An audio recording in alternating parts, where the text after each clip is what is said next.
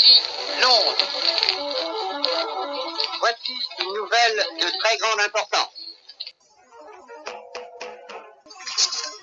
Voici notre quart d'heure français de l'après-midi. Bienvenue dans cette nouvelle vidéo du vrai du faux. Donc avant de commencer cette vidéo, petit communiqué, j'ai ouvert un compte sur la plateforme Odyssée. Donc à savoir que si YouTube dans l'avenir me censurerait, il y aurait toujours moyen de voir les vidéos sur la plateforme Odyssée. Donc voilà pour l'info. Donc dans la vidéo précédente, nous avons laissé Hitler et le parti nazi prendre des places au Reichstag et nous allons reprendre là. Le 3 juillet 1928, mariage d'Himmler avec son épouse Margaret Boden-Concerzow. Donc il s'installe dans une petite ferme pour élever des poules, mais j'y reviendrai en détail dans un hors-série sur Himmler. Le 13 juillet, Hitler prend la parole à Munich et il parle de ses projets en matière de politique étrangère et sur la question Sud-Tyrol qu'il n'envisage pas de céder à l'Italie.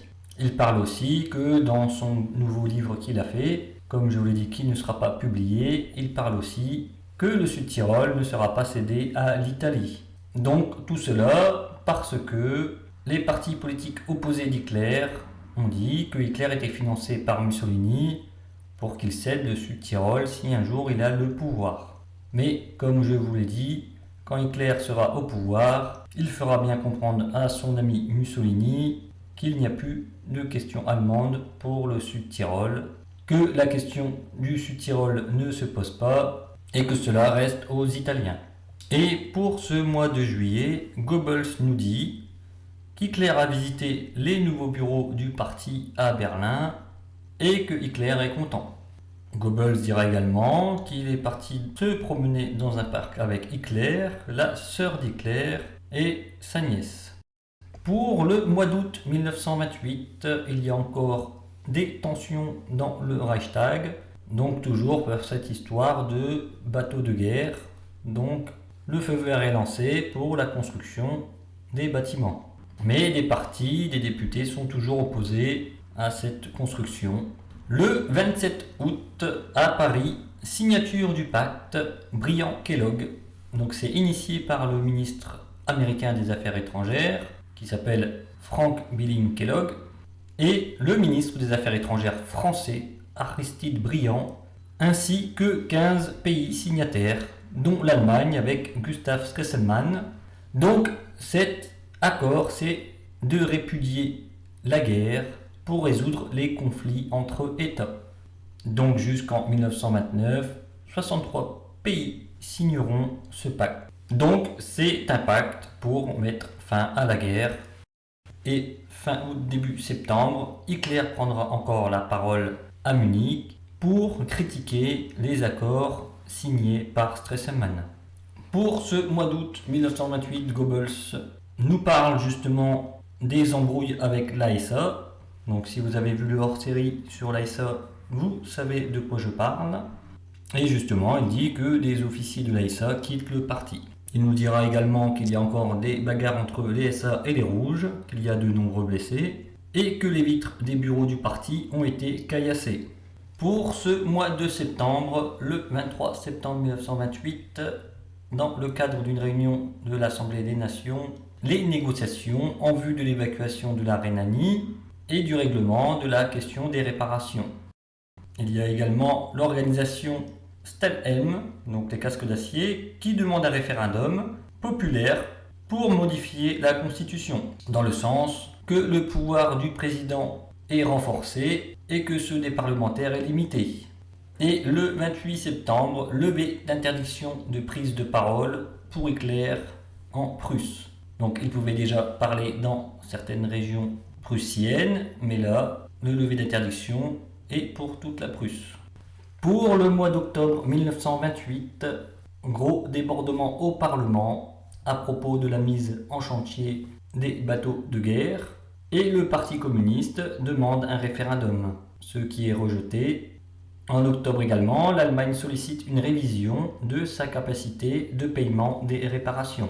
Pour le mois d'octobre également, il y a une grève dans la Ruhr, une grève des ouvriers de la métallurgie, qui demande une augmentation des salaires et le retour de la semaine à 48 heures.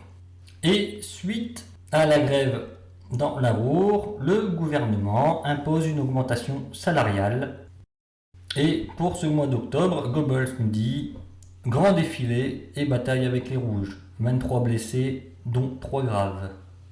Pour ce mois de novembre, suite à la décision du relèvement salarial prise par le gouvernement, le patronat de la Ruhr réplique en licenciant une centaine d'ouvriers et la mise à pied de milliers d'autres. Le 14 novembre, conférence de presse du ministre des Affaires étrangères Gustav Stresemann qui réitère son avertissement de l'année précédente. Durant ces dernières années, l'Allemagne a vécu d'emprunts. Si une crise advient chez nous et que les Américains retirent leur crédit à court terme, c'est la banqueroute. Ce que nous prélevons en impôts a atteint la limite de ce que peut se permettre un État. Je ne sais pas où nous pourrions aller chercher de nouveaux impôts. Les statistiques montrent la masse d'argent étrangère que nous avons absorbée pour nous maintenir à flot.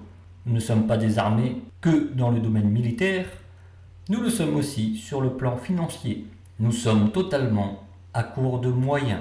Donc encore une fois, comme je vous l'ai dit, Stresemann est visionnaire parce que c'est justement ce qui coulera l'Allemagne lors de la crise de 29. Le 16 novembre, Hitler prend la parole au Sportpalast de Berlin devant une foule de 16 000 personnes. Le sujet est la lutte qui brisera parfois les chaînes. Donc un petit résumé, celui qui montre son poing au peuple allemand, nous forcerons à être notre frère. La bâtardisation des grands États a commencé. La négroisation de la culture, des coutumes, pas seulement du sang, progresse. Le monde se démocratise. La valeur de l'individu diminue. Les masses gagnent apparemment la victoire sur l'idée du grand chef. Les nombres sont choisis comme le nouveau Dieu. Le peuple qui résiste à la bâtardisation de son esprit et de son sang peut être sauvé. Le peuple allemand a sa valeur spécifique et ne peut être égal à 70 millions de nègres. La musique noire est dominante, mais si nous mettons une symphonie de Beethoven à côté d'un Chimie, la victoire est claire. De notre foi forte, la force viendra de déployer l'entraide contre cette saloperie. C'est le but que s'est fixé le NSDAP, sortir les termes nationalisme et socialisme de leur sens antérieur.